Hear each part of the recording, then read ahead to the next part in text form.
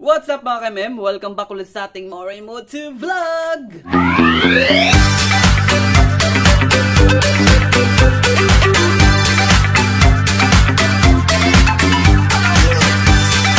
So ngayon mga ka-mem, dahil matagal-tagal tayo hindi na nag-upload sa ating YouTube. So ngayon, dahil meron nang dumating na items na in-order ko, kasi para magawan din ako ng, para may iba naman akong i-content ko. So ngayon mga ka-mem, ay dumating na sa akin kanina. So dumating siya kanina mga ka-MM na ano ko na din to, na buksan ko na din. Ayan, nabuksan ko na. So nag-order ako mga ka-MM ng 'di ba nung dati last upload ko, wala na akong CP holder.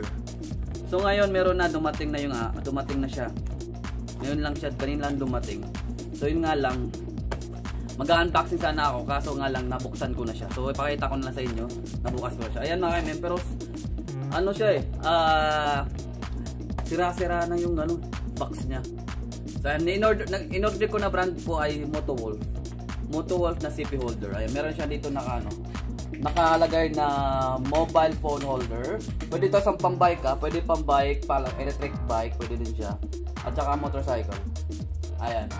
Meron na siyang kasamang charger may kasama na siyang charger. Smart charger, tapos motorcycle, tapos the level of 360 rotation.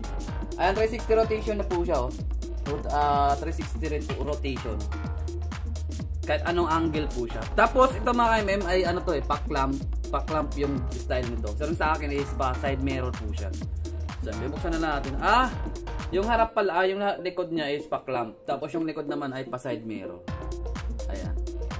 So, nabili ko siya sa halagang 350 yata. 350. So, buksan na natin. Pero nabuksan ko na ito mga MM kasi gusto ko siyang ipapakita ko sa inyo. Nagandahan lang ako nito kasi meron siyang charger. So, ayan. Motowolf. Baka naman Motowolf. Ay, napakaganda siya.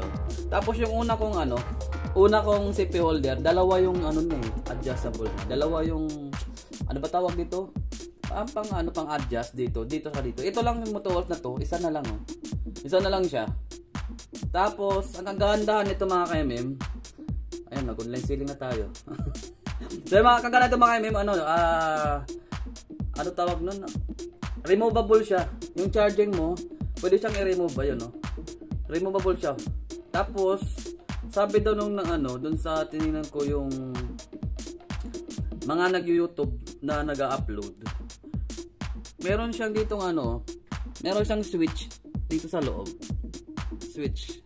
Tapos kagandahan pa mga ka-MM, meron takip yung charging. Hindi siya mapapasukan ng tubig. Napakaganda. 360, kaya tinawag itong 360 rotating. Kahit anong angle siya rotate talaga. Tapos kung kaganda naman ito mga ka-MM, alloy talaga siya. Hindi siya tulad yung iba ng plastic. Ito talaga totoong alloy talaga. Tapos meron lang siyang wire. Hindi ka naman bahala sa pagko-connect mo na yung wire kasi mahaba yung wire. Tapos ang gandaan pa nito, tingnan niyo naman po yung dulo niya. Ayan. So problema sa akin ito kung paano ko may kabit kasi hindi ko alam paano ikabit. Napakaganda. Sulit yung 350 mga ka-MM Sulit. Ito yung gusto ko sanang talagang 360 na 360 na CP holder, kaso nga lang hindi ko mabili-pili kasi wala pa akong low budget pa. Kaya ang ginamit ko is yung na lang. Siguro pag ganyan yung gusto ko. So try natin to, ikabit natin mga ka-MM bukas siguro. Try natin. Para isang uploadan na lang tayo.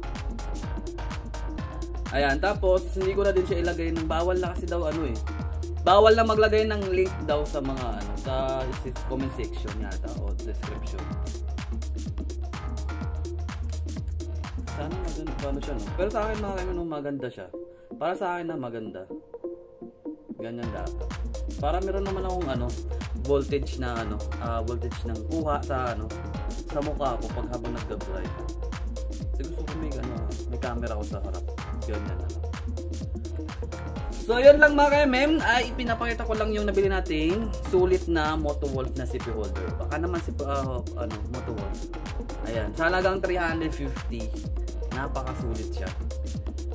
So ayun lang mga ka-MM, pinakita ko lang sa inyo yung para meron tayong i-upload na video.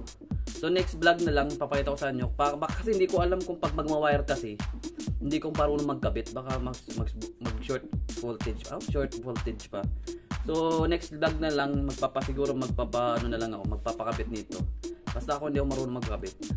So yun lang mga KMM, ito si Mori Motovlog na nag-iwan, mag-ingat, magdasal bago umandar. Peace.